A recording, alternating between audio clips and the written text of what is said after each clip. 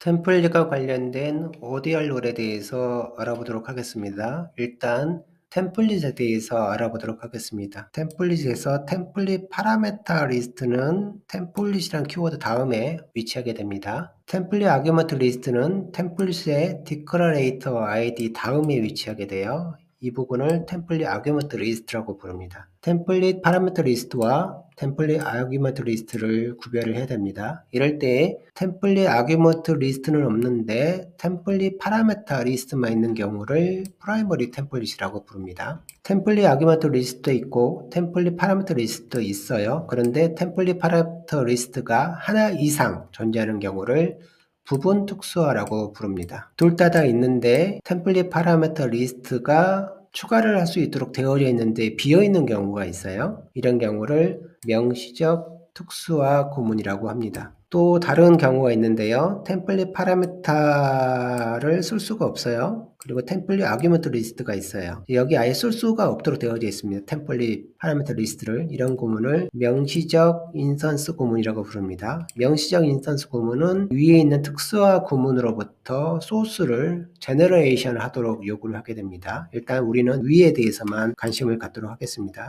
위에서 특히 템플릿 아규먼트 리스트에 대해서 관심을 가질 겁니다. 첫 번째 경우는 파라미터 리스트를 그대로 가져와서 사용하면 템플릿 아규먼트 리스트가 됩니다. 그래서 이 세 요소를 가져와 오겠습니다. 여기 아규먼트 리스트를. 그래서 t를 가져올 거고요. t에 대한 포인터를 가져올 겁니다. 그리고 int를 가져올 거예요. 그래서 이 세 요소를 가져오면 이 세 요소는 한 가지 특징을 갖게 됩니다. 뭐냐면 어떤 공간이 있어요. 이 공간이 특수화를 측정하는 공간이에요. 원점에서 얼마큼 떨어져 있느냐에 따라서 특수화 정도를 측정을 할 수가 있게 되는 공간이에요. 특수화 공간이라고 저는 부를 겁니다. 그래서 여기에 원점에 t가 있는 겁니다. 일단 원점에 t가 있고요. 나머지들은 이 원점으로부터 어쨌든 떨어져 있어요. 그래서 어쨌든 이 특수화 관계를 정의를 해야 되는데 얼마만큼 떨어져 있는지 측정하는 방법을 매트릭이라고 부르잖아요. 측정 도구. 그래서 여기서 사용하는 측정 도구는 두 단계 방법으로 측정을 하게 돼요. 일단 두 요소를 고릅니다. A하고 B가 있으면 두 개를 골라요. 그래서 하나는 T, 하나는 T에 대한 포인터를 고를 겁니다. 그래서 일단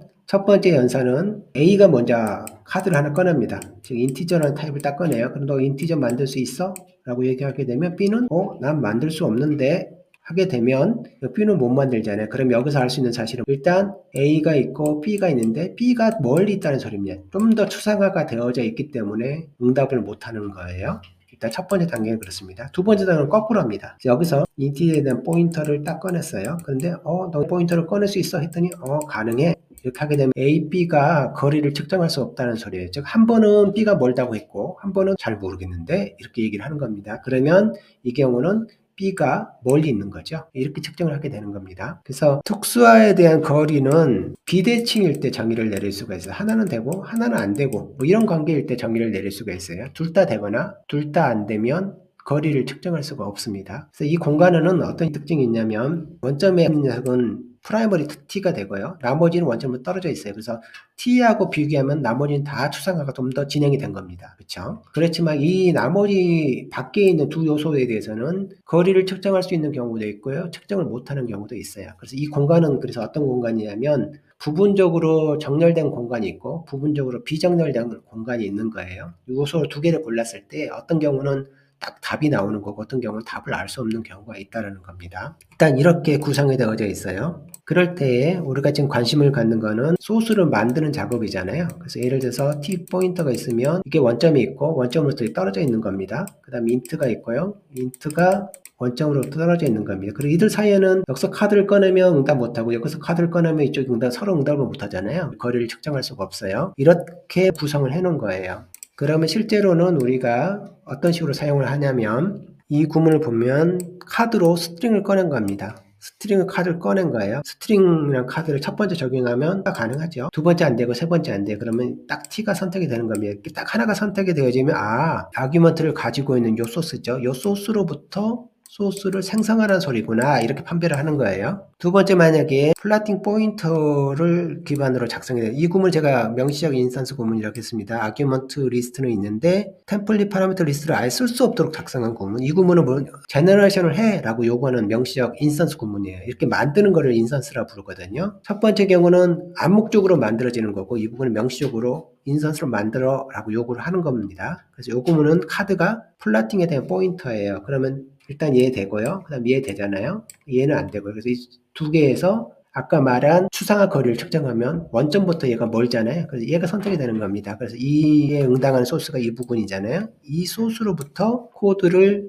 이 위치에다가 인스턴스를 만들어주는 겁니다. 이렇게. 그리고 플랫 같은 경우는 카드를 꺼내게 되면 여기만 되네요. 그럼 이 소스로부터 플랫에 대한 인스턴스를 만들어주는 겁니다. 여기 인트 같은 경우는 인트를 꺼내면 이 부분이 선택이 되잖아요. 최종적으로 두 개가 되는데 인트 되는 거는 이쪽이니까 그리고 이 소스로부터 만듭니다. 근데 만들어진 결과가 원래 있는 이 부분하고 동일한 소스가 만들어지잖아요. 왜냐하면 추가적으로 알아야 될 템플릿 파라미터가 없거든요. 그러니까 그대로 만들어지게 돼요. 그래서 이 경우는 특수화 구문이 곧 인스턴스 구문의 역할을 하게 됩니다. 그래서 이 부분은 인스턴스 구문의 역할을 같이 하게 돼요. 그래서 실제 우리가 만들어지는 과정을 보게 되면 두 개로 나눠지는 걸 알 수가 있습니다. 템플릿이 정의된 영역이 있고 여기서 정의가 이루어지고 있고요. 인스턴스는 여기서 만들고 있잖아요. 템플릿이 정의된 구간하고 인스턴스가 되는 두 개의 구간이 서로 나눠지거든요. 이 경우도 이 부분의 소스하고 이 부분이 두 개, 이쪽이 템플릿 정의 구간이고 이쪽이 인스턴스를 만드는 구간이에요. 두 군데가 나눠지잖아요. 이렇게 나뉘어지는데 명시적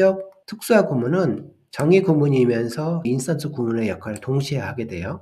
이렇더라도 명시적 특수화 구문을 이런 식으로 쓸 수가 있습니다. 명시적 인스턴시에이션 구문은 특수화 구문 아래쪽에 위치를 해야 돼요. 위쪽에 들어가게 되면 나중에 이제 문제를 발생하게 됩니다. 항상 명시적 인스턴스 구문은 특수화 구문 아래에 위치를 해야 정상적으로 작동하게 돼요. 여기서 우리가 관심 있는 내용은 뭐냐면 엔티티입니다. 이 엔티티에 대해 선언하기 위해서 이름을 사용하게 되잖아요. 근데 이 이름이 템플릿 같은 경우는 좀 특이합니다. 템플릿을 정의하는 과정에서 이름이 결정나는 경우도 있고요. 어떤 경우는 인스턴스 하 되면서 인스턴스 위치에서 이름이 결정나는 경우도 있어요. 또 어떤 경우는 이름이 반반씩 결정되는 경우도 있습니다. 즉 템플릿 정의 구문에서 반쯤 결정을 하고 나머지 반을 인스턴스 하는 위치에서 하는 경우가 있어요. 예를 들어서 디펜던트 콜 같은 경우는 함수 이름이 템플릿 정의 구문에서 확정이 되어져요. 그러면 이 F란 이름을 검색을 하게 되잖아요. 검색을 쭉 해요. 하는데 하고 난 다음에 이 템플릿 파라미터로 들어오는 이 아규먼트에 대해서 검색할 때는 나중으로 연기를 시켜요. 그래서 이 부분은 아규먼트를 제외한 나머지는 여기서 검색하고 되고요. 아규먼트 결정이 되어지면 인스턴스 위치에서 다시 추가로 검색을 합니다. 그래서 반씩 검색을 해서 최종적으로 이 F가 뭔지를 결정하게 돼요. 이렇게 해서 결국 엔티티가 결정이 되어지면 그 엔티티를 기반으로 해서 ODR 룰을 적용하게 되는 겁니다. 그래서 관련된 내용을 잠시 보도록 하겠습니다. 템플릿 관련된 내용이에요. 엔티티가 어떠한 선언 이름하고 1대1 관계를 딱 형성하게 되면 이때는 ODR 룰을 지킨다라고 얘기하고요. 그 다음에 ODR 룰을 어기는 경우가 있죠. 하나의 선언이 두 개 이상의 엔티티를 의미하게 되면 ODR 룰을 위반하게 됩니다. 그리고 이럴 때 ODR 룰을 위반하는 요소에 대해서 일정한 조건을 만족하게 되면 컴파일러가 마치 하나의 선언이 하나의 엔티티를 의미하는 것처럼 조정을 해서 최종 화일에 참여하게 만들어요. 이런 작업은 링크 단계에서 수행이 됩니다. 그래서 링크 단계는 크게 두 단계로 나눌 수가 있어요. 하나가 ODR을 조정하는 단계가 있고요.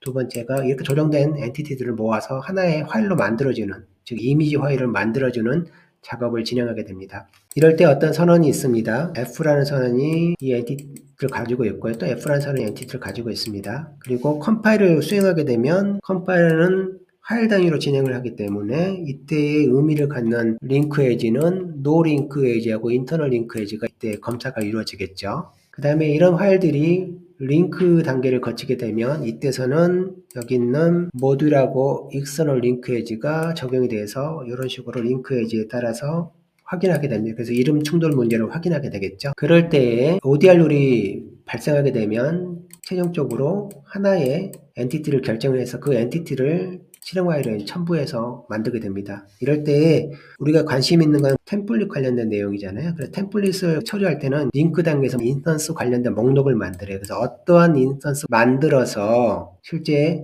실행 파일을 만들 때 첨부해야 될지를 결정하게 됩니다. 그래서 여기에 예를 들어서 이 구문을 만나게 되면 이 구문에 대한 인스턴스가 필요하다라고 여기다 기록을 하게 돼요. 암묵적으로 이 부분은 기록을 합니다. 이 명시적으로 이렇게 작성하게 되면 이 구문은 여기에 또 만들어라고 해서 명시적 이구문도 여기에 인스턴스를 만들어야 된다는 내용을 여기다 기록합니다. 결국 이 인스턴스 목록에는 템플릿으로부터 어떠한 소스를 생성해서 그 결과를 실행 화일에 첨부해야 될지를 결정하게 되는 목록이에요. 그래서 이렇게 해서 최종적으로 실행 화일에 일부로 참여를 하게 됩니다. 그래서 인스턴스 목록이라는 내용이 암목적으로 추가된 경우가 있고 이렇게 명시로 추가되는 경우가 있습니다. 결국 템플릿이 가지고 있는 특수화 관계를 기반으로 소스를 만들고 그 소스를 인스턴스에이션, 즉 인스턴스화 한다라고 표현하고 최종적으로 실행에 첨부될 때는 인스턴스 목록을 통해서 들어갈 녀석을 구분한 다음에 병합이 되어지는 겁니다.